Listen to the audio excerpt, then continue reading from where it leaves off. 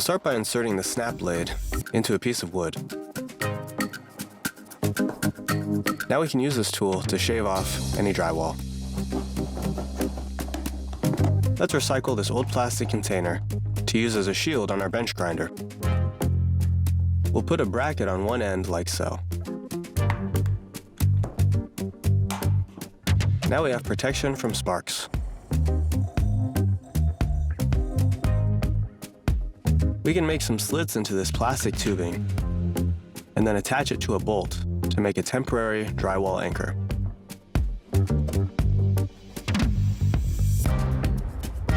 Now just an extra washer to make it more secure. Our next project is going to be a tool that helps us carve out hex nut indentations. We'll attach it to a bolt like so that it looks like this. Now we can trace out our hex nut and use our tool like a chisel and hammer it into the wood.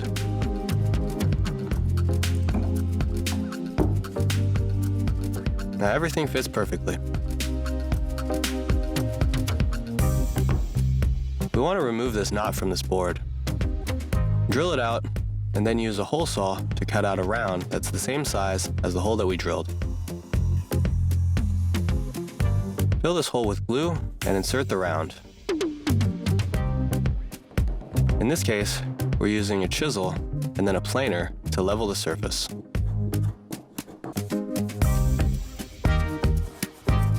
Let's create a tool that helps us easily cut out grooves in our foam panels. We'll drill these two pieces of wood together to make a right angle. Then we'll mount a snap blade to both sides of the tool. Now we can cut out a groove, which prevents a gap between these foam panels.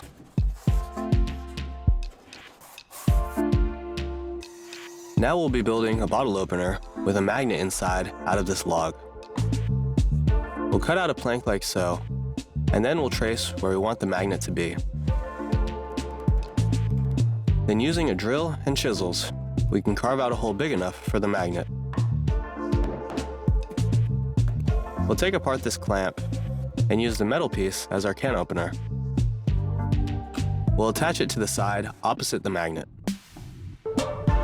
Then add a bit of varnish. And now when we open our bottles, the caps stick to the board instead of falling onto the floor.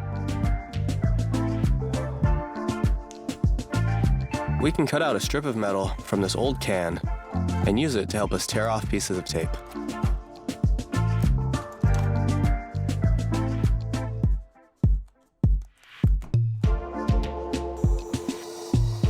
We'll be printing on a pre-printed image onto this log. We'll want to sand it first, and then we'll cut out the image and glue it onto the log.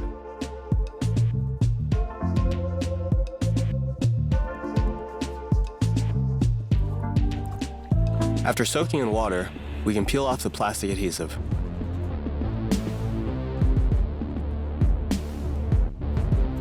And what's left on the log is our image. We can use this piece of wood from an old piece of furniture and turn it into a charging stand for our phone. We'll trace out the appropriate size and use a jigsaw to cut it out. Then, a bit of sanding paper to smooth off the edges. We'll use a washer to mark out where we'll cut the 3 holes. The 2 on the ends will be smaller, and the center hole will be larger. We'll install bolts into the smaller holes. These will act as stands.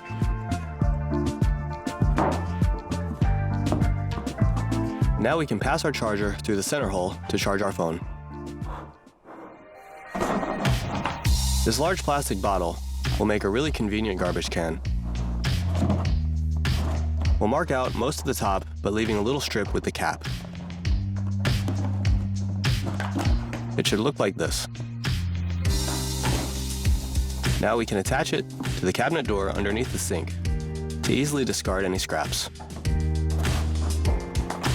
If we remove the handle from this large plastic bottle, we can bend the tabs like so. This gives us a quick and easy phone stand.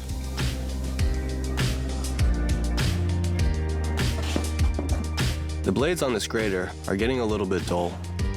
To sharpen them, we can use the bottom of this ceramic cup. Good as new. We can also use the bottom of this mug to sharpen any ordinary knives as well.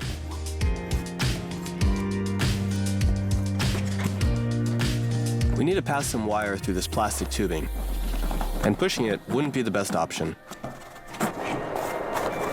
What we can do instead is cut out a little circle of foam that's about the same size as the tubing.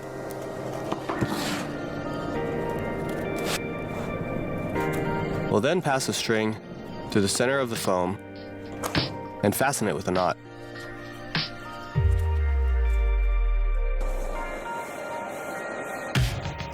Now we'll use the vacuum to suck up the string until it passes all the way through the plastic tubing.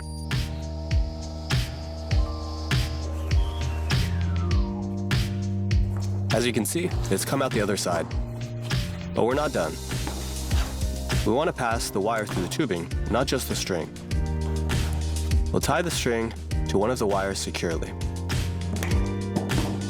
Folding a single wire back on itself, and then wrapping everything with tape will ensure that the string doesn't slip off.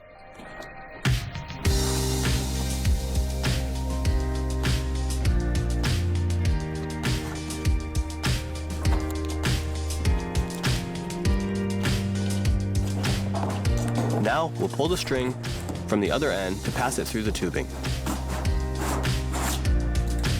Once it's passed all the way through, we'll cut off any excess wire and tie a simple overhand knot to make sure that the wire doesn't slip back into the tubing.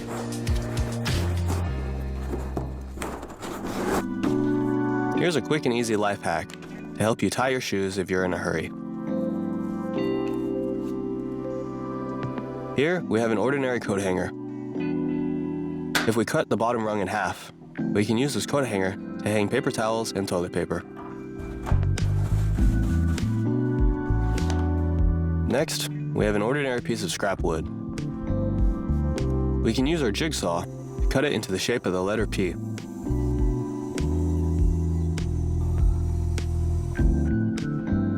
Then we'll hammer a nail onto the top.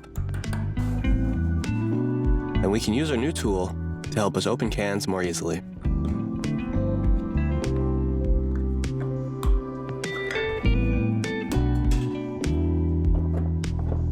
If you need to remove a nail that's lost its head, try using a pair of pliers for extra grip.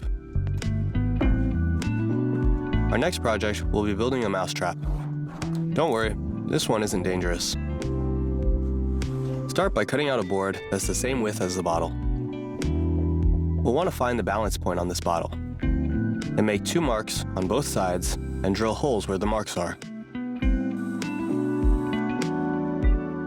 We'll attach support beams to both sides of our board.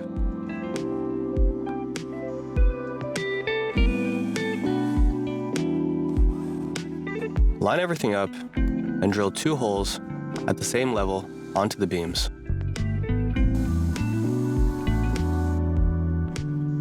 Screw in 2 bolts on both beams and put the bolts through the holes of the bottle. Tighten the bolts. The bottle should rock back and forth like so. Now we'll cut out a little ramp. All that's left to do is leave some treats inside the bottle. And our last project of this episode is going to be a bird feeder. We'll connect 2 plastic bottles together. We'll just need to make a couple of holes in the bottles for the bird seeds.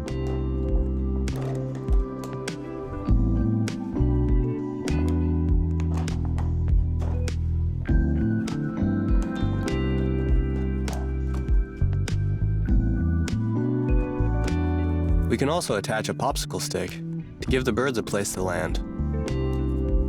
Now we'll just fill the bottles with bird seeds.